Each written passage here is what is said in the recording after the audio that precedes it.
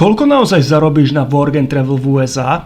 Ak ti niekto povedal, že na Work and Travel si zarobíš ľahké peniaze a prídeš domov bohatý, tak ti klamal.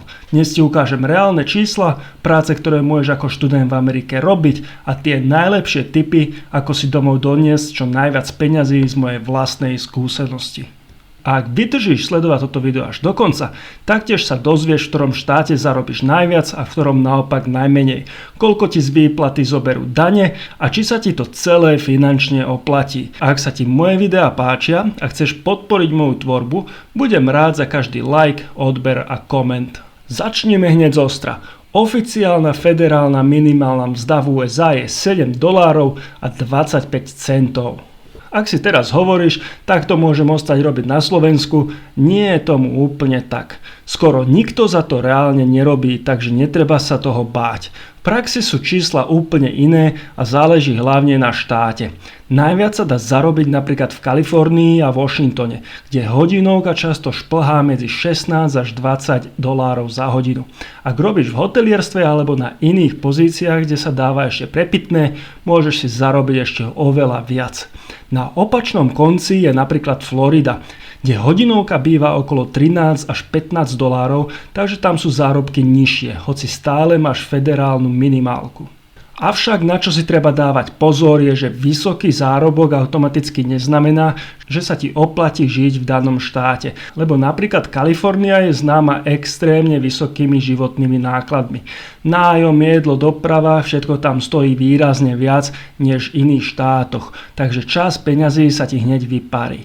Naopak štáty ako Florida alebo Texas majú nižšie životné náklady, takže aj keď zarobíš menej, v konečnom dôsledku môžeš mať viac v peňaženke. Takže ak chceš odpoveď, kde sa dá zarobiť najviac, je to Kalifornia a kde najmenej Florida. Určite sa teraz pýtaš, akú prácu môžeš ako študent a účastník Work and Travel programu v USA robiť.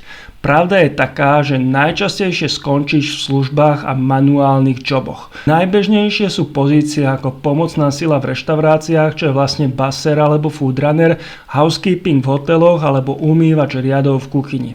Taktiež ale môžeš skončiť ako predávač v obchode so suvenírmi alebo dokonca môžeš v USA robiť aj plavčíka. A teraz pozor, lebo ti poviem reálne čísla, o ktorých mnohí nehovoria. Keďže som sa ako študent dvakrát zúčastnil Work and Travel a neskôr som aj rok stážoval v Amerike, presne viem, kto koľko zarába.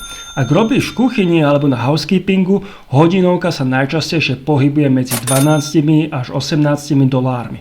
Housekeeping dokonca niekedy prekvapia veľmi štedré tringelty na izbách. Avšak z vlastnej skúsenosti ti viem povedať, že tu platí slovenské porekadlo: kto prv príde, ten prv melie. Čiže tieto tringelty si často nechávajú chyžné pre seba. Fast foody a obchody platia približne $13 až $17 na hodinu. Plavčíci sú na tom často lepšie. Tam sa vieš dostať na $15 až $22 a veľa času len sedíš a dohliadaš. Najväčší rozdiel je ale pri čašníkoch. Základná hodinovka býva len $2 až $8, čo znie hrozivo, kým neprídu tringelty. A práve tu sa láme chleba. Buď máš slabý deň a ideš domov skoro s ničím, alebo trafíš dobré zmeny a za večer zarobíš viac než niekto za celý týždeň v normálnej práci.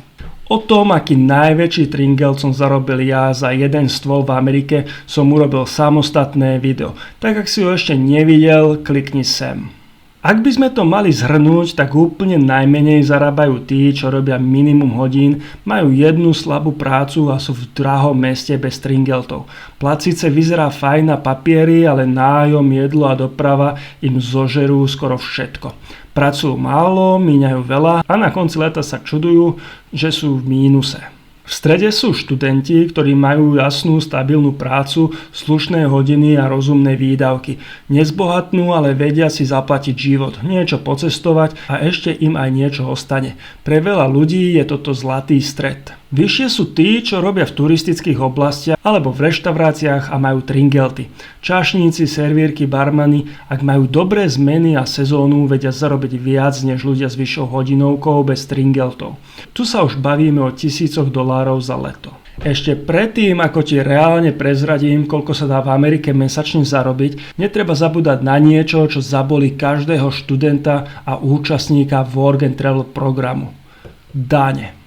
Z tvojej americkej výplaty ti odídu rôzne zrážky. Ako prvá a najväčšia daň je federálna daň, teda Federal Income Taxes. Štandardne okolo 10 až 12%, niekedy viac podľa toho, koľko zarobíš. K tomu pripočítaš štátnu daň, ktorú má každý štát v Amerike nastavenú inak. Napríklad v New Yorku alebo v Kalifornii je to 4 až 10%. Ale na Floride či Texase neplatíš štátnu daň vôbec. Potom je tu ešte Social Security daň, čo predstavuje okolo 6%.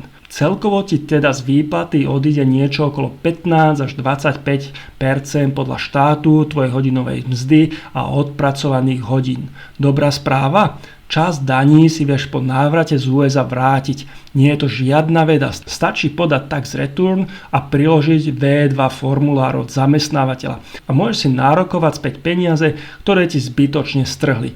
Takže aj keď ťa dane zaskočia, nie je to koniec sveta. A časť peňazí ti budúci rok môže znovu pristať v tvojej peňaženke. Tak a teraz poďme na to, čo vás zaujíma najviac. Koľko naozaj zarobíš mesačne na Work and Travel? Väčšina študentov robí 40 až 50 hodín týždenne. Hodinovka sa pohybuje okolo 14 až 18 dolárov a ak si čašník v turistických oblastiach, tringelti ti dokážu pekne nakopnúť príjem. Niekedy aj 150 dolárov denne alebo viac. Mnoho študentov robí v Amerike aj druhú prácu, extra hodiny znamenajú extra plat a tí najšikovnejší si vedia takto prilepšiť aj o 500 dolárov mesačne.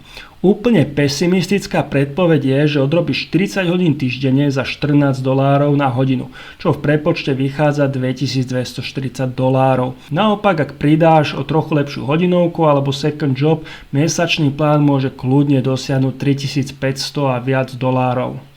Po odrátaní daní, čo je zhruba 15 až 20%, poplatkov za ubytovanie, stravu a prepravu ti mesačne ostane od 1200 až 2500 dolárov mesačne. V prípade, že máš pozíciu, kde sú aj tipsy, o čosi viac.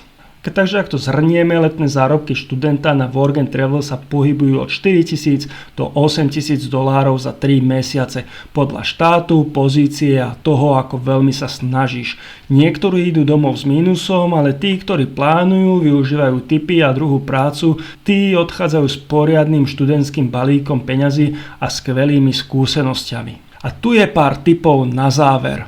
Najlepšie tringelty sa väčšinou pohybujú vo večerných zmenách a počas víkendov a sviatkov. Niektoré hotely alebo reštaurácie ponúkajú aj bonusy, napríklad za dokončenie celej sezóny. Júl a august sú najlepšie mesiace na tringelty a hodiny. September už býva slabší, takže ak sa dá, plánuj podľa sezóny. Ak ti to štúdium dovolí, odporúčam ti ísť na Work and Travel medzi prvými. Tí majú vždy najlepšie možnosti si nájsť druhú prácu v okolí. Študenti, ktorí nastupujú v strede sezóny, už často túto možnosť nemajú, lebo sú všetky pozície obsadené. Ak pracuješ pre veľký hotel alebo spoločnosť, nájdi si druhú prácu v tej istej spoločnosti. Často sa tieto hodiny rátajú ako extra hodiny a sú lepšie platené. Najlepšia kombinácia je mať hlavnú prácu, kde máš tringelty a druhú, kde máš vysokú hodinovku. Menšie mestá a prevádzky ponúkajú menšie náklady na ubytovanie a často bývanie zdarma od zamestnávateľa. Takže ak si myslíš, že Work and Travel je len o šťastí, tak si sa mýlil. Najväčšie zárobky nemajú tí, čo čakajú, ale tí, čo plánujú a využívajú každú príležitosť, ktorá sa im naskytne. Ak to spravíš správne, dokážeš si zarobiť tisíce dolárov, získať skúsenosti, nové priateľstva a ešte si cestovať po Amerike. Takže sa neboj, chod do toho naplno a urob z Work and Travel svoje leto, ktoré ti fakt niečo prinesie. A ak chceš vedieť ešte viac tipov a ako sa na Work and Travel prihlásiť, nezabudni mi dať like, odber a kliknúť na zvonček. Vidíme sa pri ďalšom videu.